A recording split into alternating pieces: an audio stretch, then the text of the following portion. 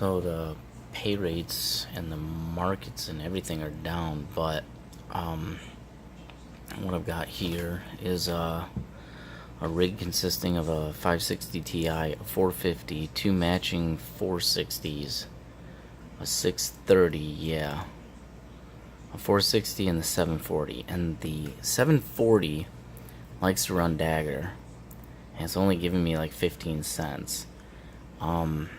Skunk or Blake 2 usually is running the 5 other cards, and then the processor itself 61 cents, 57 cents. What I've noticed on the overclocks, and it's tricky and it's finicky, but this 560, I've got it at 865, 2060. If I push it any higher than that, like even like 5 megahertz, it'll actually jump up like 100 megahertz more, run for 10 seconds on the algorithm, 20, and then drop down to basically 2D accelerated speeds. And you can't get that back until you reboot. And I kind of forgot about that because I just kind of re-upped. I have these other video cards I'm playing with. So I re-upped the system and turned it into a 6-card system. Actually went together pretty well.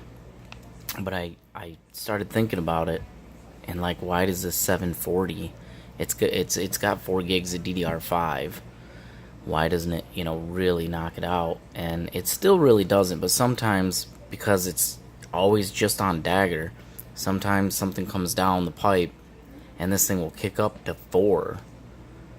But what I noticed with the 560 is that this thing will freaking clock down.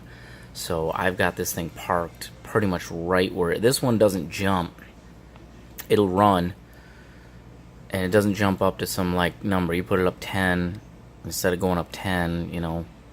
Like the 560 goes up like 100 for some reason. This one will go there, but it'll just clock back down. But yeah, you bring this one up, it'll run a little harder, and then it'll just drop out. And then go down to 2-dimensional speeds. It's not as bad, but it's shitty. But so they're stable now. The 460s I've got 880, 2000. Probably can push those harder. I've never had any kickback from those, but just doing research online for gaming overclocking is where I landed at these numbers. 900, 1960 for that 450, single power connector on that one. And then that 630 is a strange card, but it does a little bit. 900, 925. And so this one is finally running stable. Not a lot of money, but it does add. Now, when the markets are good, when I was running just 4 cards, not running the 630 and not running the 450, this unit was typically at like $2.94. So I'm expecting this unit being able to do basically the same algorithms, only with the addition of a 630 and a 450 to be able to at least hit that and then some. Now over to the main rig. These things are 75, 77, 74 degrees. Looks like we're getting about 113% power and 100% GPU usage. They are clocked.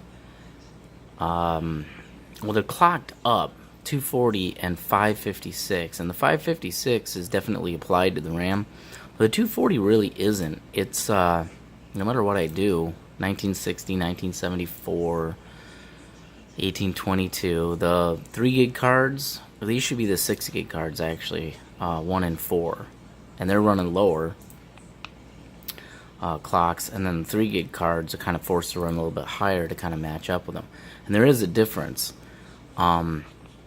There is one more shader unit in the 6 gig card, and so you typically get about 333 sol compared to about the 305 sol that you would get out of the 3 gig cards. And other than that, I mean, the software thinks they're the same card all the way around, but they're actually not. But the same clocks on each, but it doesn't actually give it. And it never really did it on Afterburner too. I switched over to this because I did notice a temperature decrease compared to Afterburner, and I looked all around to try to figure out why.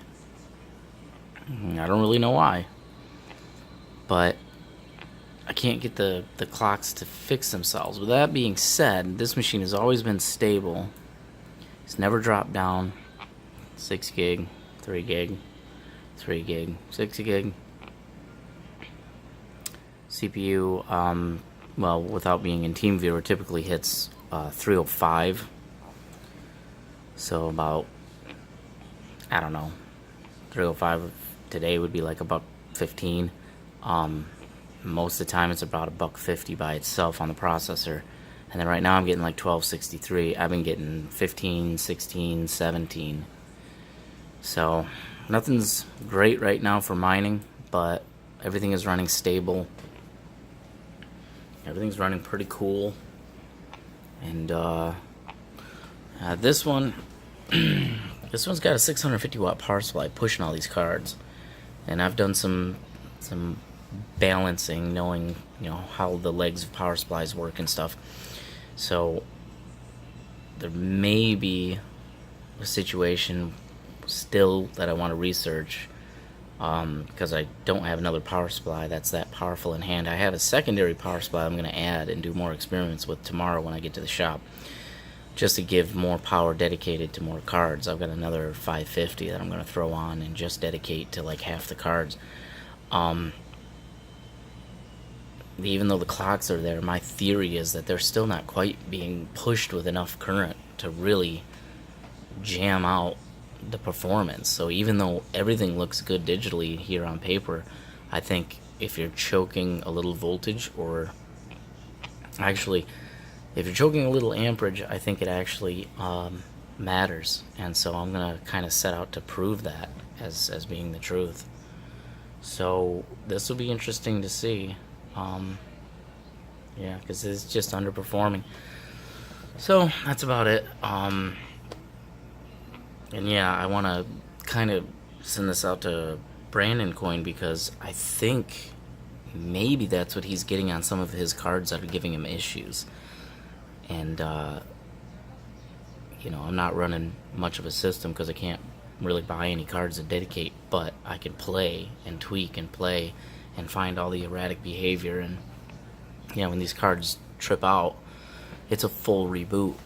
You can't just stop it and start it again. So it's a full reboot. It trips it. So of course these are older cards, but it's not to say that this cookie cutter design of video cards is still not potentially affecting newer cards. And so people think they're getting 100%. They're not actually looking at their clocks in their software, and they're not noticing that they're actually like losing out on their hash rates.